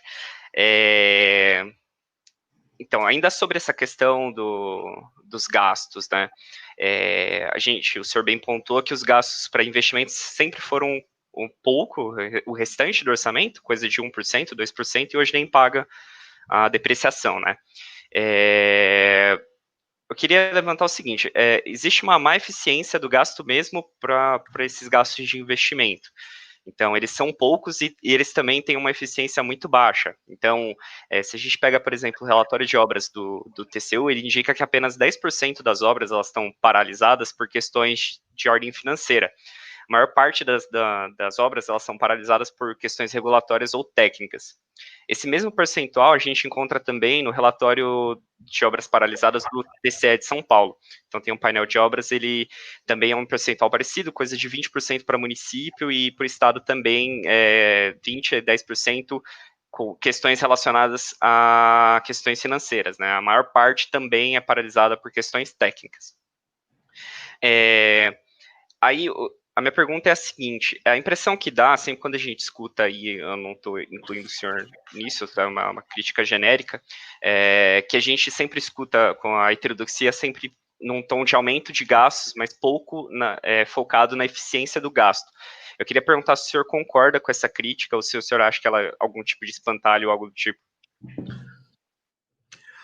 Bom, eu não concordo com a crítica e vou te dar as razões. Quer dizer, bom, de fato existem muitas obras paralisadas no Brasil, mas é por conta do nosso regime de execução fiscal, quer dizer, que é o chamado contingenciamento de gastos. Ou seja, digamos que no orçamento, na lei orçamentária anual de 2020, né, esteja aprovada a construção de uma ponte em algum lugar no Brasil.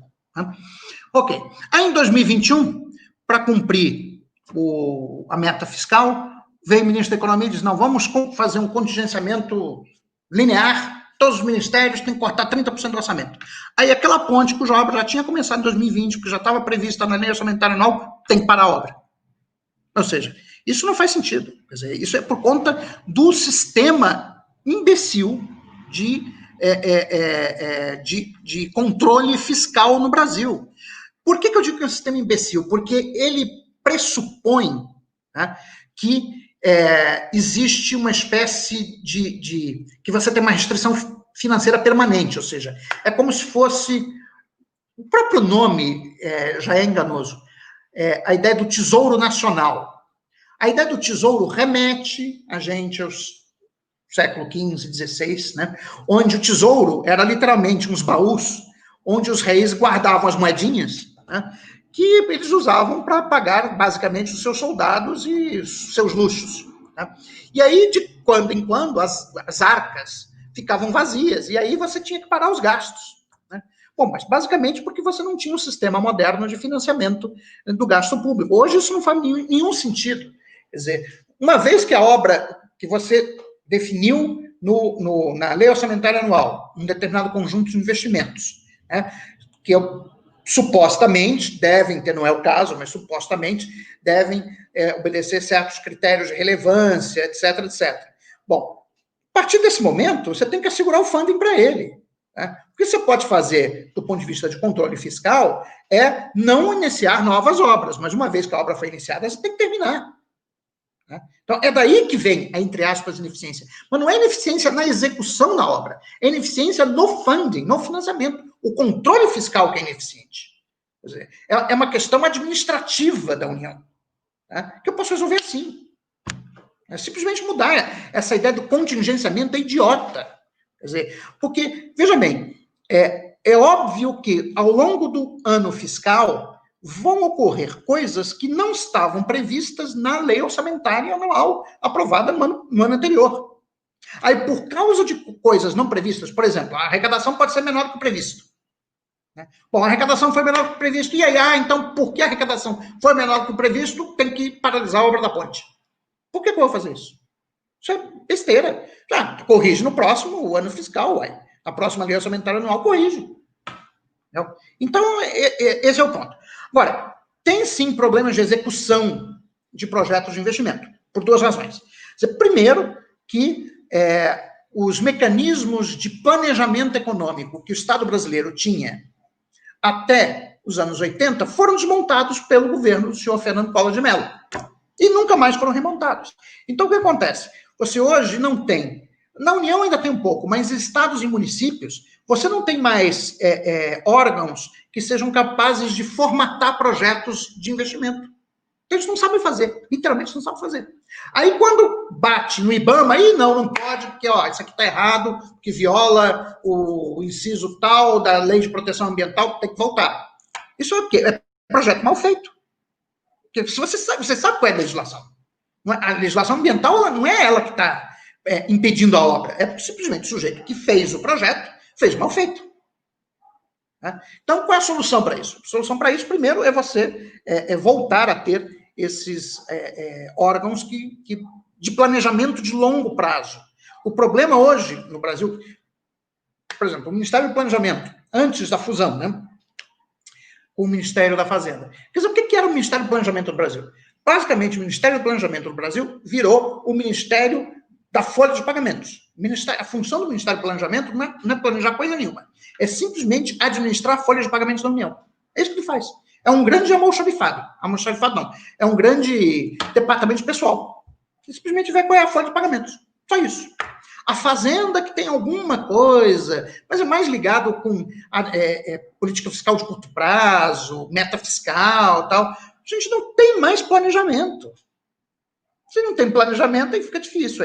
Realmente, você vai fazer obras... Aí, ainda mais agora com essa coisa das emendas parlamentares obrigatórias. Aí é o seguinte, cada deputado vem com um projeto mais maluco da cabeça dele e tem que executar. É evidente que vai ser ineficiente. A gente tem que ter um instituto, que seria o equivalente, um instituto fiscal independente, tá? Um instituto, uma agência de obras públicas. Ela que vai formatar os projetos, tá?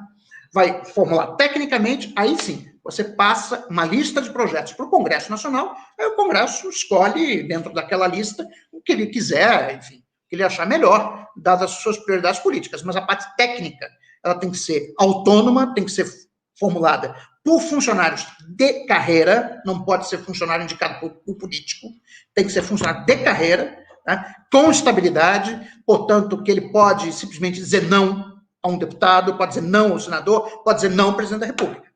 Tá? Aí sim a gente vai ter condições de executar investimentos de maneira muito eficiente.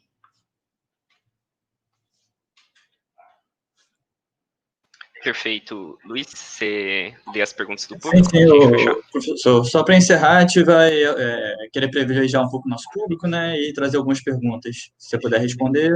Claro, sem dúvida. Ótimo. Ok. Deixa eu ajustar aqui.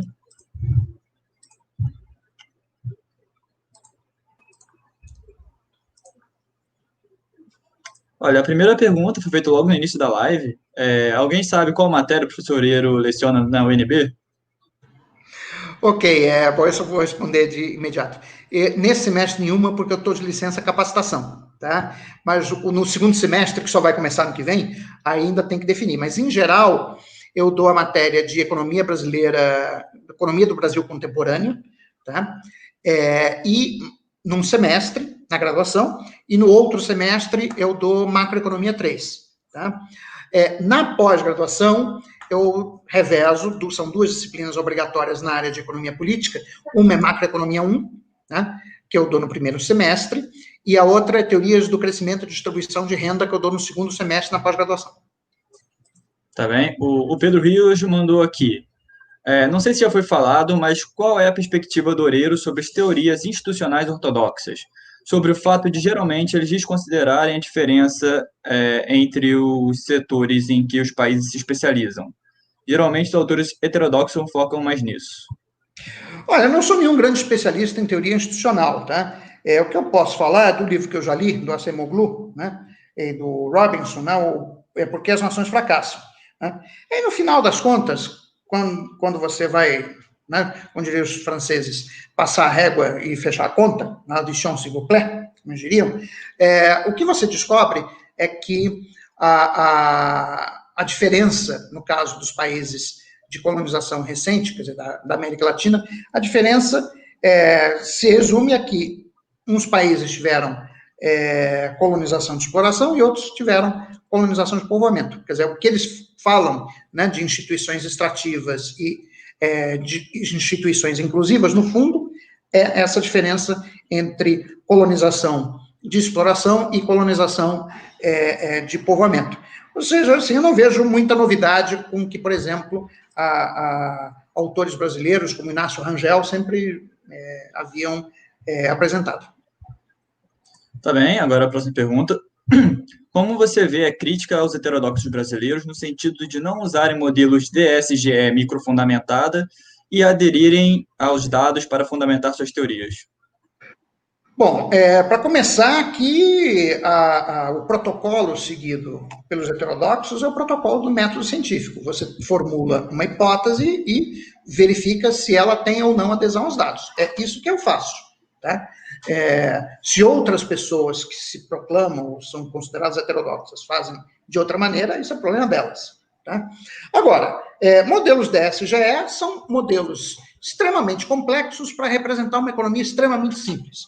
No fundo, os modelos DSGE é um modelo de agente representativo, que no fundo é a economia do Robinson Crusoe. Ou seja, qual é o problema econômico que está sendo apresentado nos modelos DSGE? No fundo, é o Robinson Crusoe. Robinson Crusoe que acorda todo dia e tem que decidir quantas horas ele vai trabalhar, quantas horas ele vai dedicar ao lazer, e aí dentro daquelas horas que ele vai trabalhar, quantas que ele vai dedicar ao consumo imediato, quantas que ele vai dedicar, né, à fabricação de utensílios que vão aumentar a sua produtividade, portanto, permitir que ele desfrute no futuro de um melhor padrão alimentar, de um melhor vestimenta, de uma melhor moradia, etc, etc. No fundo, é esse tipo de modelo. É um modelo de uma economia extremamente simples, só que tem um refinamento matemático que faz com que os jovens, a princípio, fiquem encantados com eles. Pois bem, o Banco Central da Inglaterra abandonou os modelos DSGE com a crise de 2008, por uma razão muito simples. O presidente do Banco Central da Inglaterra chamou os economistas do Banco Central e perguntou o seguinte: vem cá, o que o modelo de vocês diz para eu fazer? Aí os economistas ficaram olhando um para a cara do outro, a gente não sabe, né? Porque a gente está muito longe do equilíbrio, o modelo só consegue prever quando a gente está perto do equilíbrio. Ah, beleza, pode jogar esse modelo no lixo que eu quero outro. Né? Aí eles trocaram o modelo Dynamic Stochastic General Equilibrium Model pelos modelos pós-keynesianos Stock and Flow Consistent, desenvolvidos pelo Wayne Dudley e pelo Marc Lavoie. Inclusive, quem estiver interessado, né, tem um livro, o livro clássico do Lavoie e do Dudley, 2007, chamado Monetary Economics, que é um livro didático, né, que ele apresenta passo a passo a construção dos modelos Stock and Flow Consistent e como esses modelos são simulados em computador. Né? É uma agenda de pesquisa fascinante que agora está sendo integrada, mas também para um nível microeconômico, com os modelos ABM, Agent Based Model. Tá? Inclusive, o Stiglitz tem um paper publicado, não sei se foi no Journal of Economic Industry Organization ou em algum outro, tá? Mas eu depois posso passar a referência para vocês, em que integra o modelo Stock and Flow Consistent com os modelos Agent Based. Né? Escreveu com 2 economistas italianos, o Mauro Gallegatti e o Domenico Delegati, e mais algum outro, né? Agora não me recordo, mas, assim, a heterodoxia faz modelos econômicos, usa econometria, etc, etc. Tá? Agora, esse label heterodoxo, ele é um nome muito geral para englobar várias coisas. Tá? Quer dizer, quem é heterodoxo? Heterodoxo é quem não aceita a teoria neoclássica. Basicamente isso. Não é? Heterodoxo não é quem não gosta de modelo, ou quem não gosta de basear as suas teorias em evidências. Pelo amor de Deus, isso aí é uma caricatura absolutamente inacreditável. Entendeu? Quer dizer, que algumas pessoas possam fazer isso, tudo bem, mas elas que respondam com seu RG e CPF. Né?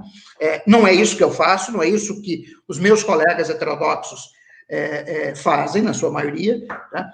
Então, enfim, acho que isso tem que ter muito claro que dentro desse label heterodoxia, na verdade, tem muita gente diferente. Tem marxistas, tem pós-keynesianos, tá? Aí dentro dos pós-keynesianos tem os kalekianos, tem os caldorianos, enfim, muita divergência. Então, chamar todo mundo da mesma coisa é de um reducionismo inacreditável. Ok. Agora a última pergunta, que na verdade são 2 que têm o mesmo tema, vou juntar as 2 e te passar, pode ser? Sim, claro. Tá, Ronaldo CM, o que o professor Oreiro acha sobre a ideia do BC independente? E eu vou juntar ela com a do Santos Rogério. O que acha da discussão sobre liberdade do BC? Seria uma boa? Levando em consideração os atos do banco nesses períodos de incerteza, ou tem que ter a coleira do Estado para que não façam colaboração ao capital especulativo? Bom, para começar, que o Banco Central é uma instituição do Estado, não entendi, tem que ter coleira do Estado. Quer dizer, a diretoria do Banco Central, ela é nomeada, ela é indicada pelo presidente da República, mas é aprovada pelo Senado Federal. Quer dizer, o Banco Central é uma instituição do Estado brasileiro, como é em qualquer lugar do mundo. Né? O que eu consigo entender, né, é o problema da porta giratória. É outra história. O problema da porta giratória é o seguinte: é o sujeito que vai lá para a diretoria do Banco Central, está fazendo um estágio, né, para depois ser economista-chefe de alguma instituição financeira. Na verdade, se você pegar, né, a trajetória de praticamente todos os diretores, né, e presidentes do Banco Central nos últimos 20 anos, você vai ver o problema da porta giratória. O sujeito está lá no Banco Central, consegue a diretoria, consegue a presidência, passa um tempo, aí depois vai virar economista-chefe de Itaú, do Bradesco, de bancos de investimento, etc, etc. Bom, isso pode criar problemas de cooptação? Pode. Pode. Tá? Você pode criar um banco central que fica dando importância demais para o humor do mercado financeiro e não usa, e pode não usar os instrumentos que ele tem à sua disposição, como agora, no caso do aumento dos juros de longo prazo, né? Porque senão isso vai indispor o presidente e os diretores do Banco Central com seus futuros empregadores. Isso é um problema. Tá?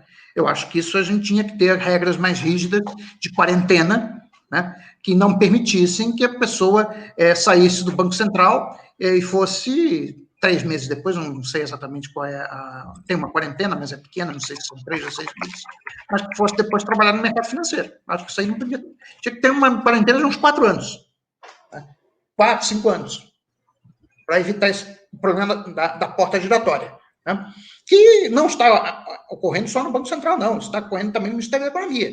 Só a gente vê todas as baixas que o Ministério da Economia teve nos últimos 2, 3 meses, o pessoal vai todo para o mercado financeiro. Gente que, se você for olhar o currículo, tá? Não vou citar nomes, tá? Mas se você for olhar o currículo, o sujeito nunca trabalhou numa instituição financeira.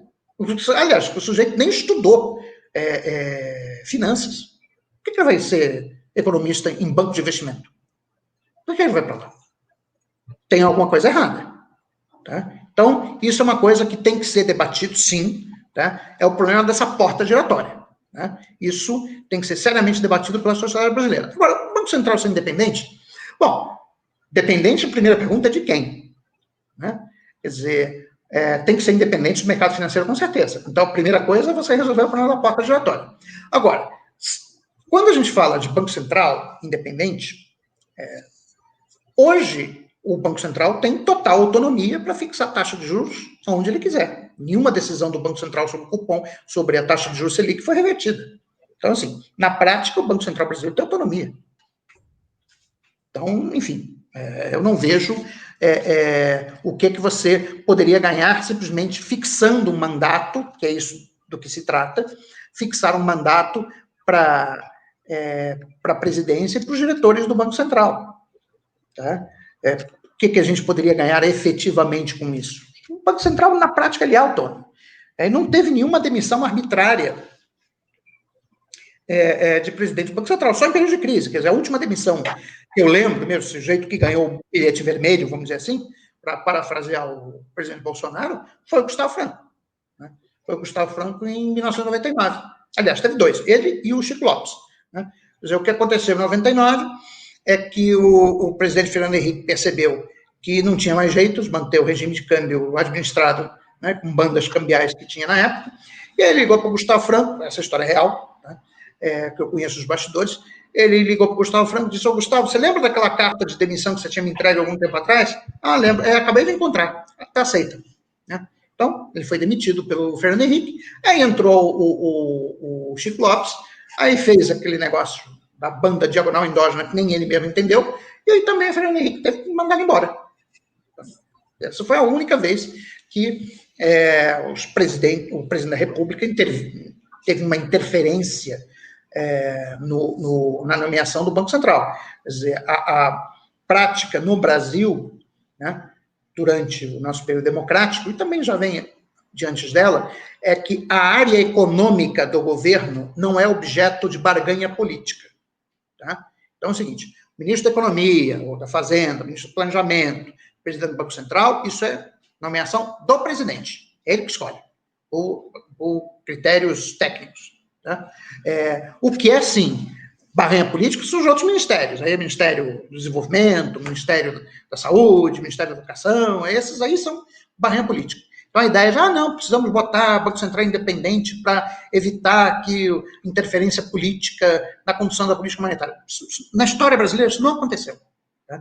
Quer dizer, na história da República, né, da nova República, né, esse tipo de coisa simplesmente não aconteceu, e o Banco Central tem total autonomia para fixar a taxa de juros de acordo com os objetivos da política monetária, que estas, sim, são definidas pelo Conselho Monetário Nacional.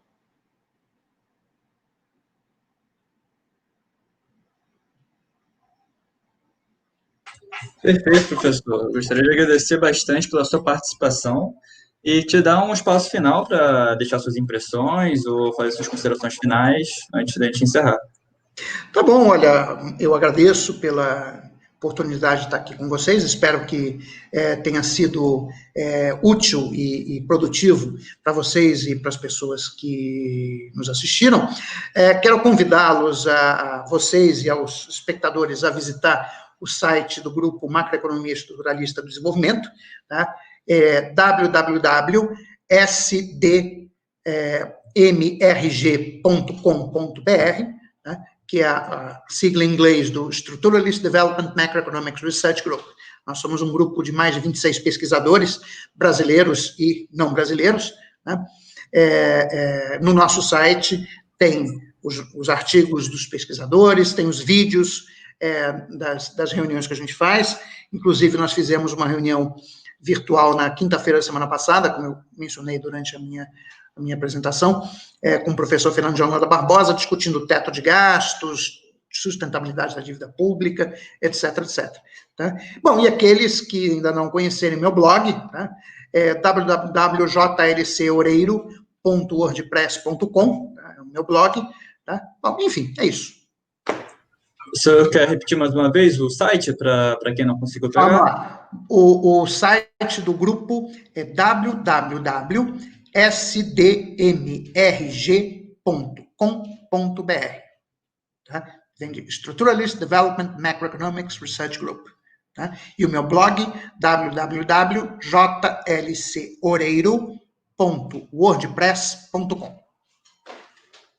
Bom, professor, a gente queria também aproveitar esse espaço final aqui para agradecer nossos apoiadores, as pessoas que contribuem com a gente através do Padrim, convidar a quem não contribuir e gosta do nosso trabalho e acompanha a tentar contribuir também, que a gente, inclusive, gera alguns benefícios para quem contribui. A lista atual aqui que a gente vai ler é para contribuições a partir de R$1, né, que é só a menção à contribuição da pessoa. É o Igor Falconeri, o Pedro Ruas, a Lígia Oliveira, a Verônica Martim, o Vitor Hugo Marques, a Alain Bueno, Fernando Olive Moreno, o Gabriel Borsato e o Rafael Coelho. Muito obrigado por fazer o nosso projeto existir. E com isso a gente encerra mais um programa aqui do Bem-Estar Capital. Espero que vocês tenham gostado bastante. E é isso, pessoal. Quem quiser se despedir aí, quem não falou no final, pode falar também. Tchau, tchau. Ok, gente. Boa noite. Abraço. Fiquem com Deus. Obrigado, professor. Tchau, tchau. Obrigado. Tchau, tchau. Falou. Abraço. Tchau.